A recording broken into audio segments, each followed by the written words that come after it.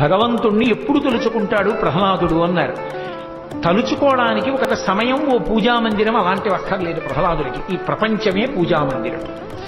ఎప్పుడూ ఈశ్వరుడు గుర్తొస్తుంటాడు. ప్రపంచాన్ని మర్చిపోయాడు, ఈశ్వరుడు గుర్తులో ఉండిపోయాడు. ఎలా అన్నాడు. పానీయంబులు త్రాగుచున్ కొడుచుచున్ భాషించుచున్ హాసలీలా నిద్రాదులు చేయుచున్ తిరుగుచున్ లక్షించుచున్. పానీయంబులు త్రాగుచున్, మంచినీళ్లు తాగుతుంటే భగవంతుడు గుర్తొస్తుంటట. అలా ఎలా ఎందుకు గుర్తొస్తారండి అంటే, దీని లోపల నీళ్లు అయిపోయాయని నీకేం తెలుసు? ఓవర్ హెడ్ వాటర్ ట్యాంక్ లో నీళ్లు అయిపోయాయని తెలుసు, భూమిలో నీళ్లు తగ్గిపోయాయి, మోటార్ కొంచెం కిందకి ఎంచుకోవాలని తెలుసు. నీలో నీళ్లు అయిపోయాయని నీకు తెలుసా? తెలియదు. నీళ్లు అయిపోయాయన్న విషయం తెలుసుకోకుండా కూర్చుంటే స్పృహ తప్పి పడిపోతావు. కానీ ఉరే ఈ పిండాండంలో నీళ్లు అయిపోయాయిరా, ఇందులో నీళ్లు పొయ్యిరా అని పరమేశ్వరుడు దాహం రూపంలో చెప్తున్నాడు. ఈశ్వర, నీళ్లు పొయ్యమని నాకు దాహం రూపంలో మీరు చెప్పి ఉండకపోతే ఏమైపోయి ఉండేది ఈ శరీరం? సరే, ఈ పరమేశ్వరుడు ఈ శరీరాన్ని ఇలా నిర్మాణం చేసేటప్పుడు పొట్ట పైకి తల మధ్యలోకి పెట్టాడు అనుకోండి. ఎలా పోస్తారు గబగబా నీళ్లు? ఆయన దీన్ని నిర్మాణం చేసింది విశ్వకర్మ. మనుస్పస్తాస్తవిష్టస్త విరోధ్రువ. మనం నిర్మించుకున్నాం ఏమిటి? ఆయన ఇష్టం. ఆయన తలకాయ ఇక్కడ పెట్టి పొట్ట ఇక్కడ పెట్టాడు అనుకోండి, ఎలా ఎక్కుతుంది నీరు పైకి? ఎన్నాళ్ళు పడుతుంది దాహం వేస్తే నీళ్లు ఎక్కించడానికి? ఎంత కష్టం. వీడు కొంతసేపు శీర్షాసనం వేసి కడుపులో నీళ్లు పోసి కిందకి ఎక్కించాలి. ఆ తర్వాత ఇలా నించుంటే మళ్ళీ ఆ నీళ్ళన్నీ కిందకొచ్చి నోట్లోంచి బయటకు వస్తాయి. ఎంత కష్టం జీవితం. ఈశ్వర, తొందరగా నీళ్లు తాగకపోతే బతకలేరని నీరు పల్లానికి ఎడుతుందని నోరు పైన పెట్టి కడుపు కింద పెట్టావా? ఏమి అద్భుతమయ్యా! ఈశ్వర, అన్నం తింటే నవలాలి, గుటక వెయ్యాలి, గబగబా తింటే పలకమారుతుంది. అదే మంచినీళ్ళైతే దాహం వేస్తే గబగబా తాగకపోతే ప్రాణాలు నిలబడవు. కాబట్టి చకచకా తాగడానికి వీలుగా నీటికి ప్రవాహ శక్తిని ఏర్పాటు చేశావా? ఇన్నిటిని చేసి నన్ను రక్షించావా? గుక్కెడు నీళ్లు తాగితే ఆయనకి ఇంత గుర్తొచ్చేదిట భగవంతుడి గురించి. ఇంకా నేను తగ్గిస్తున్నా, పూర్తి చెయ్యాలిగా ప్రహ్లాదోపాఖ్యాన. కాబట్టి పానీయంబులు త్రాగుచున్ కుడుచుచున్, తింటుంటే ఈశ్వరుడే గుర్తొచ్చేవట. తిన్నవంటే ఎన్నో తింటాం. జంతికలు తింటాం, చెగోడీలు తింటాం, కూర తింటాం, పచ్చడి తింటాం, పప్పు తింటాం. ఇంత మెత్తటి నోట్లో ఇంత కఠినమైనటువంటి దంతపంక్తిని ఏర్పాటు చేసి ఈ రెండు దంతపంక్తులు ఇలా కలుసుకున్నప్పుడు దాని మధ్యలోకి వెళ్ళిన పదార్థం పిండి కింద నలిగిపోయేటట్టు పెట్టి ఎముకలు లేకుండా ఉన్న మెత్తటి నాలుక లాలాజనం ఊరుతూ రసాంకురముల చేత రుచిని గ్రహిస్తూ ఇలా తోస్తూ ఉంటే అన్నాన్ని నవ్వులుతూ ఇక్కడ మళ్ళీ ఆ లాలాజనంలో ఉన్న మ్యూకస్సు టైలిన్ వలన జిగురు పట్టి కంఠంలోంచి ముద్ద లోపలికి జారిపోయి అమాశయపాకమై అక్కడ ఉన్న జీర్ణ వ్యవస్థ నుండి విడుదలైనటువంటి అనేకమైన రసాయనములతో కలిసి జీర్ణమై రక్తంగా మారేటటువంటి వ్యవస్థని ఈశ్వరుడు ఏర్పాటు నోటిలో పెట్టి ఉండకపోతే పదార్థాన్ని ఎలా తిని రుచిని చూసి అనుభవించి ఉండేవాడివి. ఈశ్వర, ఎంత గొప్పగా పెట్టావు.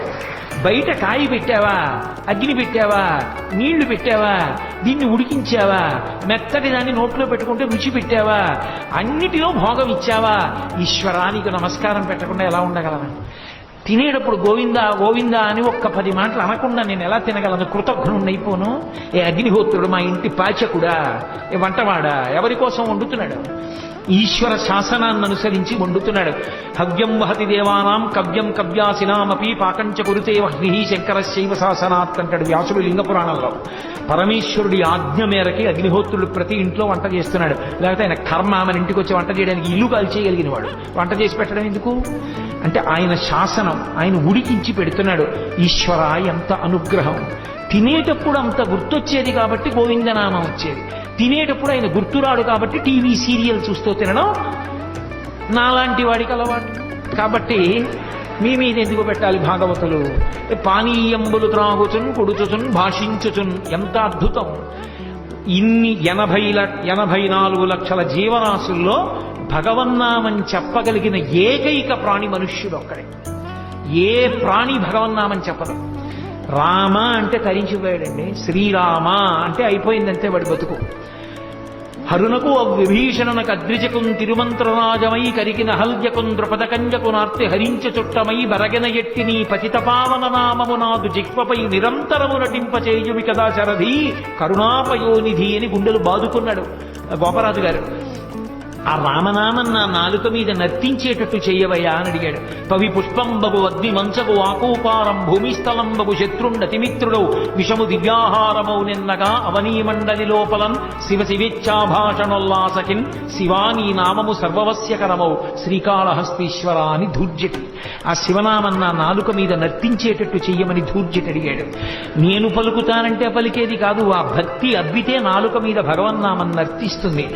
భగవన్నామాన్ని పలికినటువంటి కారణం చేత పాపములను కాల్చుకోగలిగినటువంటి శక్తి కలిగిన ఏకైక ప్రాణి మనుష్యుడొక్కడే. ఏమీ ఉపకారం చెయ్యక్కర్లేదు, ఒక్క మాట చేత చచ్చిపోయే వాళ్ళని బతికించచ్చు. సుందరకాండలో స్వామి హనుమ సీతమ్మ తల్లి ఉరిపోసుకుంటుంటే ఏమి చూపించి రక్షించారు? కేవలం ఒక్క మాట.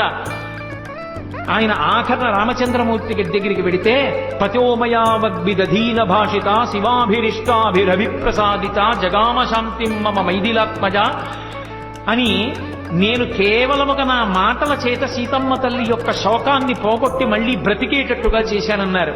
నీకున్న మాటతో చచ్చిపోయేవాణ్ణి బ్రతికించచ్చు, నీకున్న మాటతోటే బతికున్నవాణ్ణి చచ్చిపోయేటట్టు చేయొచ్చు. కాబట్టి మనుష్యునికి ఒక్కనికే ఆ మాట ఉన్నది. ఆ మాట ఉన్నటువంటి ప్రాణిగా పుట్టినటువంటి మనుష్యుడు ఎంత అదృష్టవంతుడు. మాట మాట్లాడే ముందు ఈశ్వరా ఎవరికీ లేదు ఈ అదృష్టం నాకుందని పొంగిపోతూ భగవంతుణ్ణి స్మరించి మాట్లాడేవాట. అందుకని పానీయంబులు త్రావుచున్ కొడుచుచున్ భాషించుచున్ హాసలీలా నిద్రాదులు చేయుచున్ తిరుగుచున్ లక్షించుచున్, ఇలా ఒక్కొక్క దానికి వ్యాఖ్యానం చేస్తే ఎప్పటికవుతుంది.